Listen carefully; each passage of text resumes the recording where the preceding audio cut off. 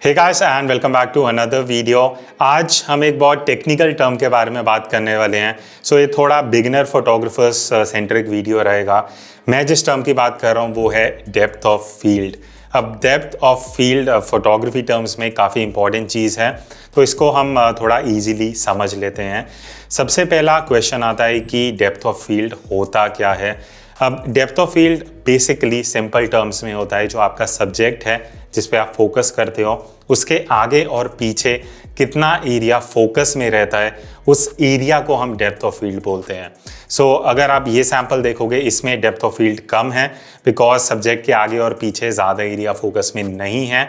वही आप ये सैंपल देखोगे इसमें सब्जेक्ट के आगे और पीछे काफ़ी एरिया फोकस में आ रहा है, तो यहाँ पे हमारी डेप्थ ऑफ फील्ड काफ़ी ज़्यादा है। अब यूजुअली डेप्थ ऑफ फील्ड दो तरह की रहती हैं, एक डीप डेप्थ ऑफ फील्ड होती है, एक shallow depth of field. Deep depth of field का मतलब जब डेप्थ ऑफ फील्ड काफ़ी ज़्यादा रहती है, सब्जेक्ट के आगे और पीछे काफ़ी एरिया फोकस में रहता है।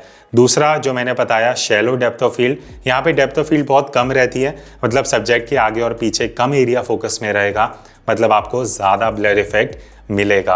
अब सबसे पहले अगर मैं शैलो डेप्थ ऑफ फील्ड की बात करूं, ये हम किन सिचुएशंस में यूज़ करेंगे जहां पे हमें ज़्यादा ब्लर इफेक्ट चाहिए, पोर्ट्रेट्स, कैंडिड्स या कुछ भी ऐसी फोटोज़, मैक्रो फोटोग्राफी जहाँ पे हमें ब्लर इफेक्ट ज़्यादा चाहिए, वहाँ हम शैलो डेप्थ ऑफ फील्ड रखेंगे। अब डीप डेप्थ ऑफ फील्ड हम कहाँ पे यूज़ करेंगे?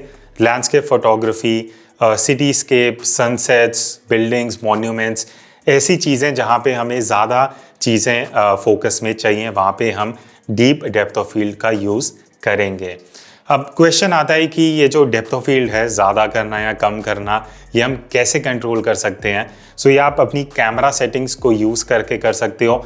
चार ऐसी चीज़ें हैं, चार फैक्टर्स हैं जिनके बेसिस पे आप डेप्थ ऑफ फील्ड को ज़्यादा या कम कर सकते हो। अब सबसे पहला और बहुत इंपॉर्टेंट फैक्टर जो डेप्थ ऑफ फील्ड को अफेक्ट करता है वो है एपर्चर वैल्यू या एफ नंबर।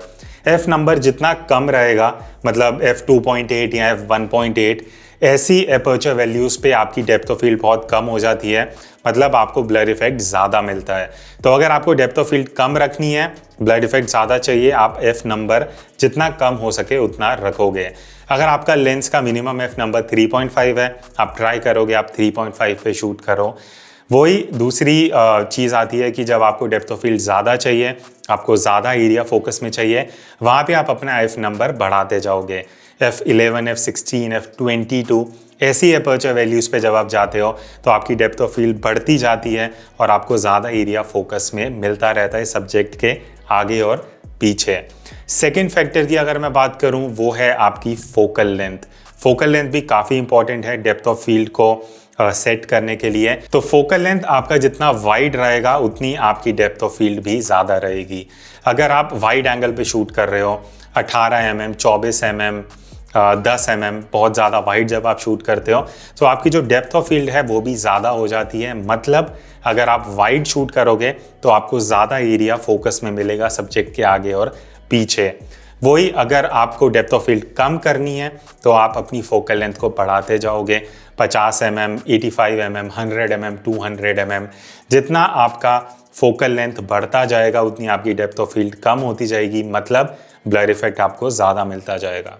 तो अभी तक हमने दो चीज़ें डिस्कस करी, एपर्चर नंबर और फोकल लेंथ।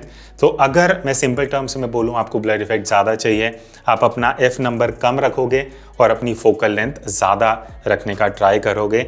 वही अगर आपको डेप्थ ऑफ फील्ड ज़्यादा चाहिए, आपको ब्लर इफेक्ट नहीं चाहिए, तो उस सिचुएशन में आप एफ नंबर ज़्यादा रखोगे और अपनी फोकल लेंथ को जितना वाइड हो सके उतना रखोगे। अब हम आते हैं थर्ड फैक्टर पे जो अफेक्ट करता है आपकी डेप्थ ऑफ फील्ड, वो है कैमरा से सब्जेक्ट का डिस्टेंस। अभी फॉर एग्जांपल मैं ये वीडियो बना रहा हूँ, मैं कैमरा से पास हूँ तो यहाँ पे ब्लर इफेक्ट ज़्यादा मिल रहा है, मैं F2 पे हूँ। वही अगर मैं पीछे जाता रहूँगा, अभी मैं ऑलमोस्ट बैकग्राउंड के पास पहुँच गया हूँ, अब आपको दिखेगा कि ब्लर इफेक्ट थोड़ा कम हो रहा है। यही चीज़ है जो थर्ड फैक्टर है कि आप कैमरा और सब्जेक्ट के बीच में जितना कम डिस्टेंस रखोगे उतना आपका डेप्थ ऑफ फील्ड कम रहेगा, मतलब ब्लर इफेक्ट ज़्यादा मिलेगा। जैसे जैसे डिस्टेंस बढ़ता जाएगा आपकी डेप्थ ऑफ फील्ड भी बढ़ेगी और ब्लर इफेक्ट कम होता जाएगा। अब फोर्थ और लास्ट फैक्टर जो डेप्थ ऑफ फील्ड को अफेक्ट करता है वो है सब्जेक्ट टू बैकग्राउंड का डिस्टेंस। तो मेरे और सब्जेक्ट में और जितना डिस्टेंस ज़्यादा रहेगा उतना आपकी डेप्थ ऑफ फील्ड कम रहेगी, मतलब ब्लर इफेक्ट ज़्यादा रहेगा। अभी मेरे और बैकग्राउंड में डिस्टेंस ज़्यादा है तो आपको ब्लर इफेक्ट दिख रहा होगा। अभी अगेन अगर मैं पीछे जाता हूँ, अभी मैं ऑलमोस्ट इस एरिया के साथ में हूँ, तो अब जो ब्लर इफेक्ट है वो कम हो गया है, बिकॉज बैकग्राउंड और मेरे में जो डिस्टेंस है वो काफ़ी कम हो गया। तो अगर आपको ब्लर इफेक्ट ज़्यादा चाहिए, आप बैकग्राउंड और सब्जेक्ट का डिस्टेंस ज़्यादा रखोगे। अगर आपको ब्लर इफेक्ट इतना ज़्यादा नहीं चाहिए तो आप ट्राई करोगे कि जो आपका सब्जेक्ट है और आपका जो बैकग्राउंड है उसका डिस्टेंस कम होता जाए। तो ये 4 फैक्टर्स हैं जिनको यूज़ करके आप अपनी डेप्थ ऑफ फील्ड को कम या ज़्यादा कर सकते हो। सो आई होप ये वीडियो आपके लिए हेल्पफुल था, इन्फॉर्मेटिव था, कुछ नया सीखने को मिला।